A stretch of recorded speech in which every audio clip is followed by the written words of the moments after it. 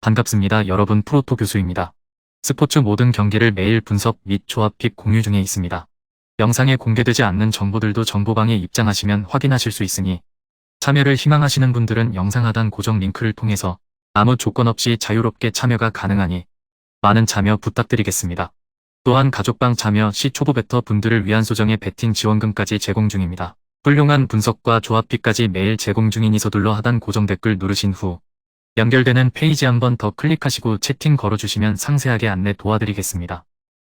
첫 번째 경기는 토리노 대 아탈란타 한번 살펴보겠습니다. 토리노는 지난 라운드에서 라치오를 잡았습니다. 최근 무패를 달리며 리그 2위를 달리는 강팀을 상대했는데 원정에서 일리치가 결승골을 터뜨렸습니다. 그간 탄탄한 수비 라인에도 불구하고 4월 이후 극심한 골가뭄에 시달렸는데 중앙 미드필더인 일리치가 해결했습니다. 이번 라운드 역시 강팀을 상대하기에 슈르스와 부온지오르노 등 안정적인 수비 라인을 가동하며 경기에 임할 것입니다. 아탈란타는 지난 라운드에서 리그 4위를 달리던 로마를 제압했습니다. 부상으로 인해 한 달 이상을 결장했던 쿠프 마이너스가 복귀 이후 두 번째 경기에서 풀타임을 소화하며 중원을 장악했고 파살리치가 중요한 골을 넣었습니다. 치르긴 하지만 챔스로 갈 수 있는 4위 팀과의 승점 차가 4점에 불과하기에 아직 동기부여가 남았고 역시 승리가 필요합니다. 토리노가 잘하는 선수비 후역습으로 경기에 임할 것이기에 다득점 경기는 어렵습니다. 쿠프 마이너스의 복귀로 인해 세리에 최고의 중원을 가동할 수 있기에 홈팀의 중원 상대로도 경기에 확실하게 잡을 수 있습니다. 또 자파코스타와 메흘레가 중앙에 비해 떨어지는 토리노 측면 수비를 경기 내내 오버래핑으로 공략해 최전방에 크로스를 올려줄 것이기에 화룬과 자파타 등이 해결할 수 있을 것입니다. 두 번째 경기는 A 로마 대 AC 밀란 한번 살펴보겠습니다. 아탈란타 원정에서 3대1로 무너진 로마는 역대급 챔스티켓 싸움에서 5위로 내려앉았다. 이번 4위 밀란과의 매치업에서 패하면 이제 격차가 벌어지기 때문에 최소한 현재 동률은 유지해야 합니다. 무리뉴 감독의 스타일상 공격으로 맞불을 놓기는 어려운 상황. 지난 아탈란타 원정 경기를 복기해 본다면 두 가지 요인이 패배로 이어졌습니다. 직전 유로파리그 8강 연장 승부로 인한 주력들의 체력 부담. 두 번째는 수비액 스몰링의 부상 이탈이 있습니다. 스몰링이 유로파리그에서 후반 부상으로 이탈되자 바로 동점을 허용하며 수비가 흔들리는 모습을 노출했고 이는 리그에서 아탈란타에게 3실점을 허용하는 문제로 이어졌죠. 이번 라운드도 스몰링은 출전이 어려운 상황으로 알려졌고 스몰링을 대체해 아탈란타전을 치렀던 요렌테마저 부상으로 결장할 것으로 예상되고 있기 때문에 수비에 갑자기 부상 누수가 늘어났다는 점이 불안 요소입니다.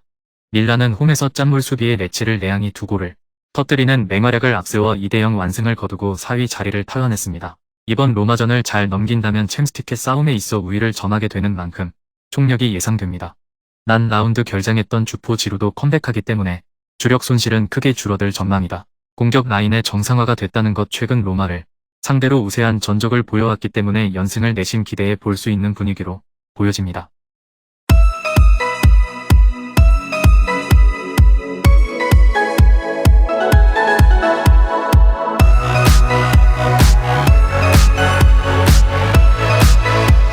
세 번째 경기는 엘체 대 라요 한번 살펴보겠습니다.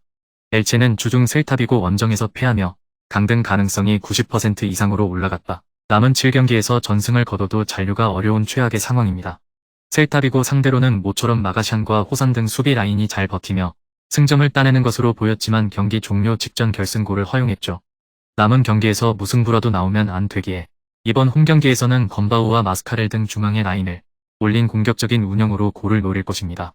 라요 바에카노는 주중 홈경기에서 리그 선두인 바르셀로나를 제압했다. 토레스와 가르시아의 연속골이 터지며 레반도프스키가 종료 직전 한 골을 만회한 바르셀로나를 꺾었습니다. 6위권 팀과 승점 차이가 나지만 아직은 다음 시즌 유럽 대항전 진출에 대한 가능성을 이어가고 있다. 이 경기에는 주중에 짧게 뛴 라울 데토마스와 시스 등이 선발 출전할 것으로 보입니다. 엘체는 뒤가 없는 상황이기에 홈에서 경기 내내 라인을 올린 공격적인 운영을 해야 한다. 결국 라요 바에카노의 역습 상황에서 수비 라인의 숫자가 적을 수밖에 없다. 팔라존과 트레오의 이선 침투가 있을 것이고 데토마스가 기회를 골로 연결할 라요 바에카노가 우세합니다. 네 번째 경기는 레알 마드리드 대 알메리아 한번 살펴보겠습니다. 지난 경기에서 중원에서의 역습 제어와 수비 과부하 때문에 레알 마드리드가 부진했지만 알메리아의 수비가 여전히 기초적인 대형에서도 문제를 발생시키고 있어 화력으로 경기를 잡아낼 수 있을 것이라고 보여집니다. 지난 경기에서 벤제마가 빠졌음에도 2골을 넣는 등 레알의 화력은 여전히 좋은 쪽으로 유지되고 있고 앞서 언급했던 중원에서의 기동성 문제도 세바요스나 추아메니의 기용을 생각한다면 고치기 어려운 문제는 아니죠. 양팀 결장 확정 및 의심 이슈는 레알 마드리드 맨디, 알라바, 아자르, 벤제마, 쿠르투아, 알메리아 투레. 참고할 경기 데이터는 기대 득점 2.63골 대 1.16골, 양측 모두의 득점 가능성 67%, 양팀 합산 기대 득점 3.14골, 통산 상대 전적 11전 9승 2무 0패, 앞선 맞대결에서의 언더 오버 언더, 앞선 전적에서 두 팀이 모두 득점한 경우 64%입니다. 다섯 번째 경기는 바르셀로나 대 베티스 한번 살펴보겠습니다. 지난 경기에서는 영향력이 긍정적이지는 않았지만 바르셀로나의 대응과 페드리가 복귀한 것은 상당히 많은 효과를 가져다 준다고 할 수 있을 것입니다. 특히 레반도프스키의 고립을 해결해 줄 수 있는 중앙에서의 전진성을 보여줄 수 있다는 점에 주목해야 할 것. 베티스의 기동력이 훌륭한 수준은 아니기 때문에 중원에서의 전진성을 바탕으로 카르발류의 전진 압박 라인을 무력화시킬 수 있다면 바르셀로나가 라요전에서의 부진을 씻어낼 수 있는 기회가 될 것이라고 보여집니다. 양팀 결장 확정 및 의심 이슈는 바르셀로나 덴벨레, 크리스텐센, 세르지, 베티스 페키르, 사발리, 루이즈, 후안미. 참고할 경기 데이터는 기대 득점 2.33골 대 1.37골, 양측 모두의 득점 가능성 30%, 양 팀 합산 기대 득점 2.17골, 통산 상대 전적 24전 18승 3무 2패, 앞선 맞대결에서의 언더 오버, 앞선 전적에서 두 팀이 모두 득점한 경우 79%입니다. 여섯 번째 경기는 팰리스 대 웨스트햄 한번 살펴보겠습니다. 크리스탈 팰리스는 레스터 시티전을 시작으로 3승 1무를 기록하며 강등권과 거리를 확실하게 벌렸다. 그 기간 두 차례 무실점 경기를 했는데 잉글랜드 국대 미래 센터백인 구이힐을 중심으로 상대의 공세를 잘 막아냈죠. 주중에 울버햄튼 원정에서 패하긴 했지만 강등권 팀과 승점 차가 9점이기에 아직은 여유가 있다. 그래도 더 안정적으로 순위를 유지하기 위해 홈에서 전력을 다할 것입니다. 웨스트햄은 주중 리버풀전에서 석패하며 무패가 끝났다. 브라질 국대 중앙 미드필더로 활약 중인 파케타가 본머스 전에 이어 연속골을 기록했지만 리버풀의 화력에 무너졌죠. 그래도 강등권과 거리를 착실하게 벌린 상황이고 유럽 대항전 준결승에 진출하는 등 시즌 막판 페이스는 좋다. 아구에드와 크로스웰이 리드하는 수비진의 안정감도 있습니다. 크리스탈 팰리스는 백전노장인 호지슨 감독이 팀을 이끈 이후 비에이라의 흔적을 지우며 확실하게 반등에 성공했다. 이 경기는 홈이기에 웨스트햄 상대로도 경기의 분위기를 주도할 수 있을 것입니다. 그러나 라이스와 수책 등 수비 능력이 좋은 볼란치들이 수비 라인을 보호할 것이고 아구에드가 수비 라인을 이끌 웨스트햄 상대로 쉽게 골을 뽑아내진 못할 것입니다.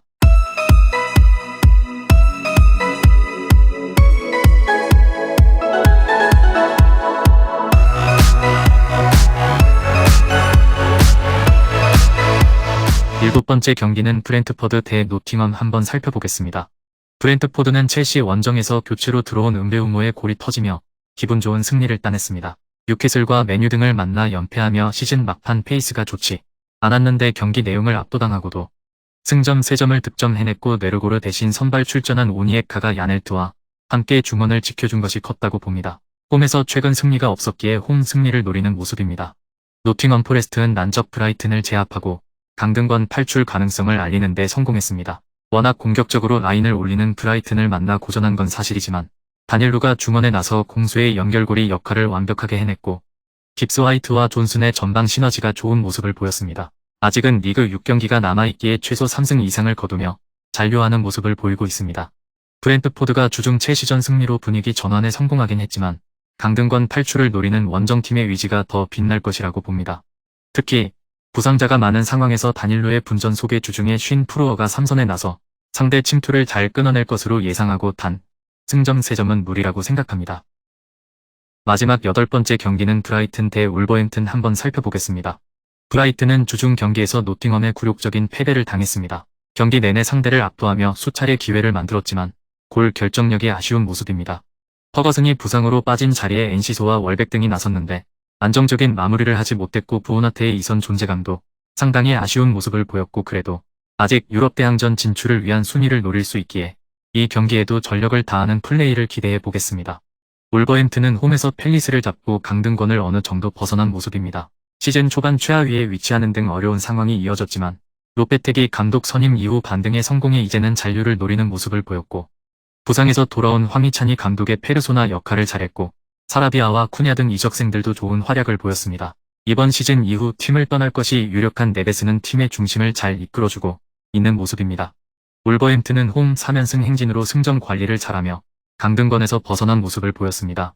그러나 원정에서는 하위권 팀 상대로도 승점 추가에 어려움을 겪었고 원정팀의 강점인 네베스와 무티뉴, 레미나의 중원을 맞아서도 경기 분위기를 주도할 메갈리스터와 카이세도의 중원이 있고 마치가 측면을 넘어설 브라이튼이 이번 경기에서 기분 좋은 승리를 따낼 것이라고 예상합니다. 금일 경기들은 이렇게 알아보았습니다.